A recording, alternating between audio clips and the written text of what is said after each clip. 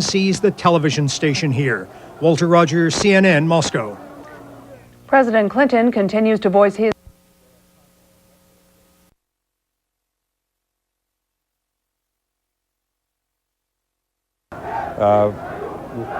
perhaps 1,000 or a few more at that time. Some perhaps 500 demonstrators reformed there today, but there had been a call for a major demonstration at October Square where this group came from. Probably, as I said, about 5,000 people who broke through police barricades repeatedly, marching along Moscow's Garden Ring Road. From October Square, where there's a giant statue of Vladimir Lenin, a rallying point for these mainly communist demonstrators. They marched along that road past Gorky Park, over the Moscow River, past the Foreign Ministry, and on to the White House where we see them now. It's a huge crowd now massing behind the White House, listening to people address them. A very emotional moment for these people to have regained their turf. Is it not true, Steve, that many of these people, if not most of them, are very, very disappointed in the way that the reforms have gone? They're not happy with these reforms, and they're certainly not happy with the speed in which they have taken place. Well, these people are a core group, and I wanted to talk about that, Ralph, a little bit. A core group of people who have periodically demonstrated over the past months against Boris Yeltsin, against just what you said. Their disappointment in the way Russia is going, the reforms that Boris Yeltsin is trying to implement. They want the old Soviet Union back. They're rallying behind Alexandr Rutzkoi, a hero of the Afghan war, who has himself said inside that White House that it is time to try to reform the Soviet Union. Of course, that's a very difficult task in this day and age. So these are a hardcore group of people very much opposed to Boris Yeltsin, very much opposed to his economic reforms, his political reforms, people who liked it the way it was when there was a Soviet Union and a Communist Party ruling this country. And the point should be made that while you're seeing some very dramatic pictures, we heard gunfire on live television, that most of Moscow is still calm. Virtually all of Moscow is still calm. A city of 9 million people with 5,000 of those people demonstrating noisily. So these pictures give you a very skewed view of how the country is feeling as a whole, I believe, but they certainly do show you the drama of this political standoff in its 13th day since Boris Yeltsin disbanded Parliament and ousted Alexandr Rutzkoi as his vice president and called for new parliamentary elections in December, later saying that he himself would stand for early elections in June. Ralph? Steve, following up with what you were talking about just a moment ago, your best guess, the number of people who are opposed to the Yeltsin reforms and the ones who are supporting Yeltsin, who feel that his are the good ideas, the best ideas, who is ahead in all of this? Well, Ralph, there's no good polling information nationwide, but best guess around here is that somewhere between 50 and 55% of the nation supports what Boris Yeltsin is trying to do, whereas somewhere between 16 to 18% are represented by these people who have again massed at the White House, who violently broke through police lines today and are supporting Alexandr Rutzkoi and Ruslan Hashbulatov and the 100 or so hardline deputies of the Congress of People's Deputies that are still holed up inside the White House, as I said, on this 13th day of the standoff here. So the broader support still seems to be well behind President Boris Yeltsin, with a small minority supporting Alexandr Rutzkoi and wanting to go back to the days of communism. Once again, with a picture of our live camera from the balcony at the rear of the White House. And these are the people, I suppose, Steve, that don't even want to see any elections take place, correct? The only thing that these people would like to see elections take place for is for president. But this crisis here, Ralph, seems to have moved beyond the issue of elections. We don't even hear talk about trying to negotiate over who runs for office or when, who runs for office or when. It's now just a raw and naked struggle for power in the country. And with that gunfire we heard, it's moved even closer to a violent struggle for power. I find it hard to imagine that this day will close without some further violence. I hate to predict such a thing, but there is so much tension around the White House in these few square blocks with these masses of people shoved together, surrounded by troops with guns, and the soldiers and the police who tried to stop them have very much lost face, are in disarray, and I'm sure that there is bound to have been a goodly number of injuries along this march as the demonstrators broke through police lines. Injuries on both sides. Steve, we heard about a week ago, I believe it was, that some members of parliament were saying if all of this doesn't get settled pretty soon, they're going to move to another city, just leave Moscow altogether. Have you heard any more about that? No, there's Alexandr Rutzkoi preparing to address the crowd. He was Boris Yeltsin's running mate during their elections in June 1991. He was a close ally of Boris Yeltsin. Let's listen to him, see what he has to say.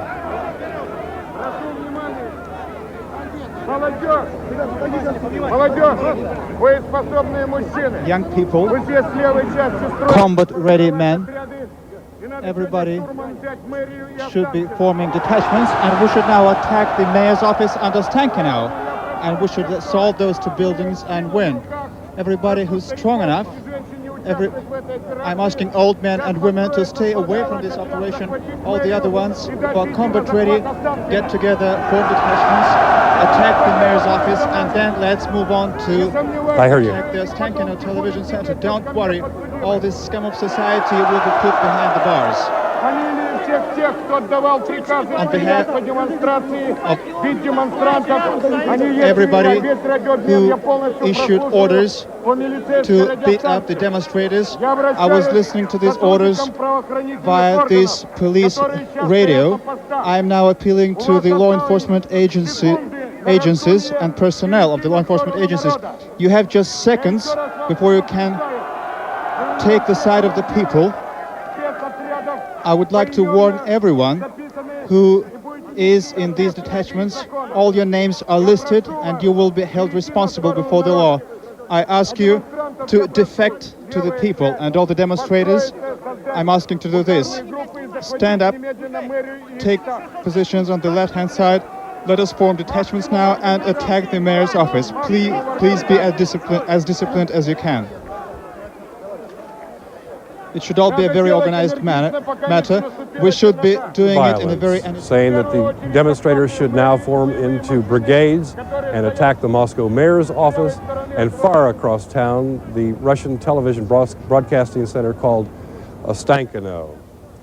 We have tape now ready to go for you of what it sounded like here and what it looked like when those gunshots went off. Let's listen to that.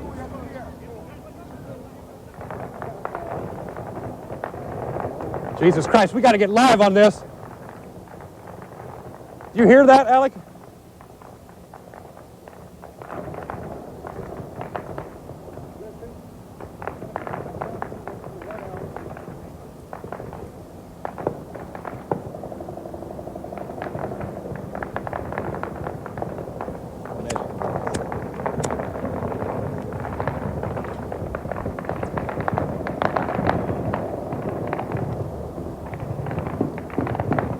We got to get this on TV.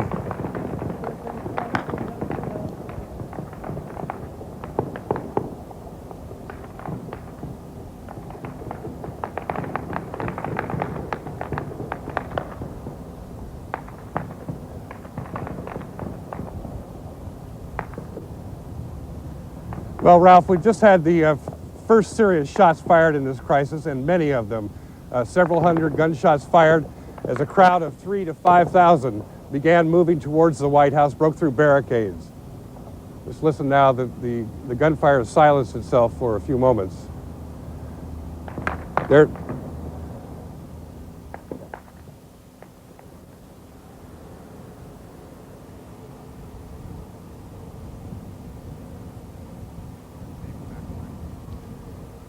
See now the front of the White House from our camera on the roof of the CNN Bureau. Speaker still addressing the crowd of people gathered behind the White House, these 3,000 to 5,000 demonstrators who marched from October Square about 3 miles away down the Moscow Ring Road, breaking through police lines repeatedly as police fired tear gas and rubber bullets, climbing like so many ants over water trucks and barbed wire that barricaded the White House and retaken their demonstrating position. We've just heard ousted Vice President Alexandr Rutzkoy, formerly a Yeltsin crony and pal, a Yeltsin supporter at one time, now the most vicious enemy of the Russian president, ordering these people to form into brigades and attack the Moscow mayor's office and the television broadcasting center Ostankino. A big crowd still milling around at the end of Kutuzovsky Prospect here near the Moscow River, around the White House where this police Interior Ministry. This is a picture of the Moscow mayor's office right now. It's adjacent to the White House, just across the street. The former headquarters of Comecon, which was the Soviet bloc trading organization until the Soviet bloc fell apart. Inside that building, several thousand of these Interior Ministry troops have been billeted since this crisis really came to a head several nights ago when the cordon was thrown up around the White House, and several thousand troops of the Interior Ministry began blocking the re-entry of demonstrators to the White House and the exit of the people inside the building, trying to force the exit of the people inside the building. For a time, all electricity, telephones, heat, and hot water were turned off to the White House. Those services had recently been turned back on as negotiations began under the auspices of the Russian Orthodox Patriarch Alexei II. There were hopes for a time that there might be some sort of negotiated breakthrough in this standoff. Those talks apparently are still going on, but are in recess at this hour, according to Mr. Rutzkoy's people.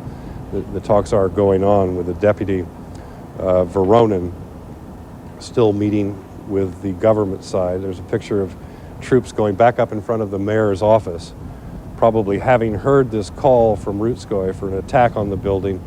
There seems, at this point, no major defection from the side of the Interior Ministry to the demonstrators, as the former vice president had called for in his brief remarks to this crowd.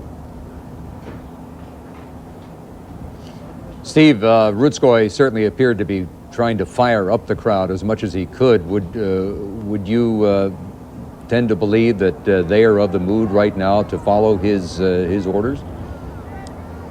Clearly, the people who are trained military men who are inside the White House are in the mood to do that. Guns were passed out from the White House, and there were a lot of people, so-called defenders of the White House, these paramilitary groups inside there who were seen coming out of the building with guns as that gunfire was going off that we showed you the tape of earlier. So certainly they're in the mood, but you can see this crowd from our live camera at the back of the White House. And these don't look like the kind of people who can do much but march in mass. These are mainly elderly people. You see a lot of women in the crowd. None of these people, of course, are armed, and certainly not the kind of people who could lead their way back into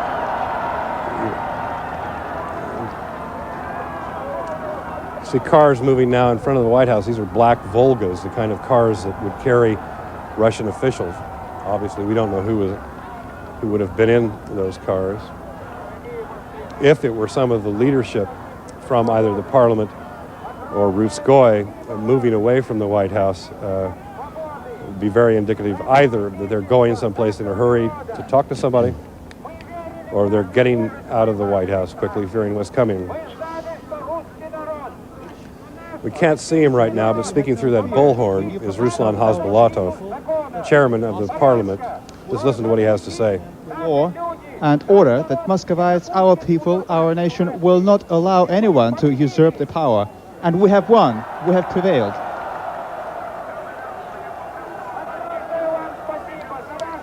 I want to thank you all for being here.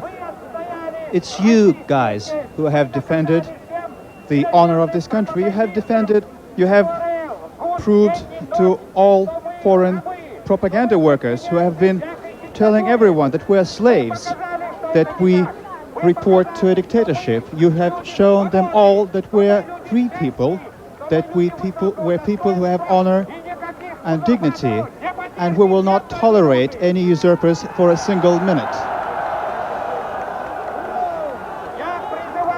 I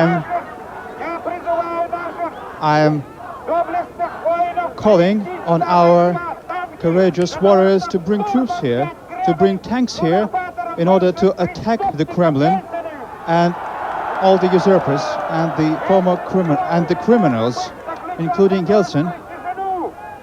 Yeltsin should be put in the Matrosskaya Tishina prison, and all his sidekicks should be driven underground. There should be an open trial. I am asking everyone to get organized in order to attack and seize the mayor's office and the Ostankino television center. This is a beehive of criminals, of villains, of counter-revolutionaries. Dear friends, we today are beginning the most resolute attack against the bulwarks of criminals who have seized power from the people. I would like to thank you so much, my dear fellow countrymen, my dear Russians, my dear Muscovites. Thank you so much indeed.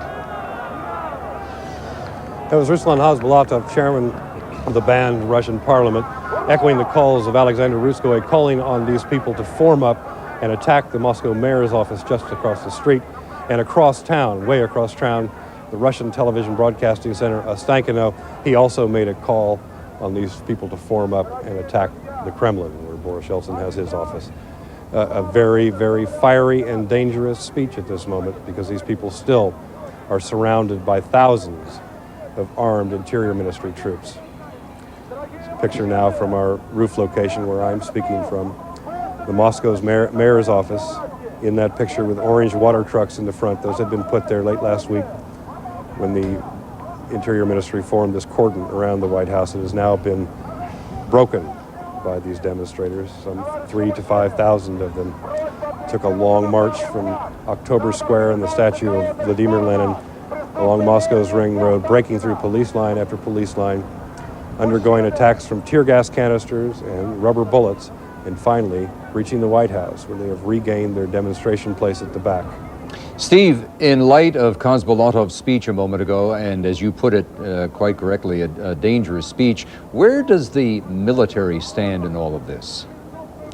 The military officially stands 4 square behind Boris Yeltsin. His defense minister, Pavel Grachov, has repeatedly said that the military stands behind Boris Yeltsin as commander-in-chief. We've seen no defections to this point from the Interior Ministry troops, a separate ministry from the Ministry of Defense. The military here is divided into the armed forces designed to repulse attacks from abroad. That would be the Army, the Navy, the Air Force, and the Interior Ministry, which is effectively a police force inside the country. But these are heavily armed soldiers, not just policemen, and they're trained to deal with problems just like this. We can see now at the back of the White House some of the trucks that were commandeered by these demonstrators as they marched toward the White House. It's difficult to see what's going on. Obviously, those trucks, which are troop carriers, have been brought in to move people. We don't know how many trucks they have at their disposal. However, we can see from our vantage point on the bridge, there are perhaps 6 to 8 to 10 trucks at their disposal. Rutzkoi is down in the crowd, apparently, with a megaphone, trying to organize these people. You can see them forming up in line, standing at attention now. One of the men with a helmet on, others in civilian clothes. All right, Steve, some local cable operators will be cutting away for a commercial message at this time. CNN's, and so will we. We will continue our live coverage from Moscow in just a moment.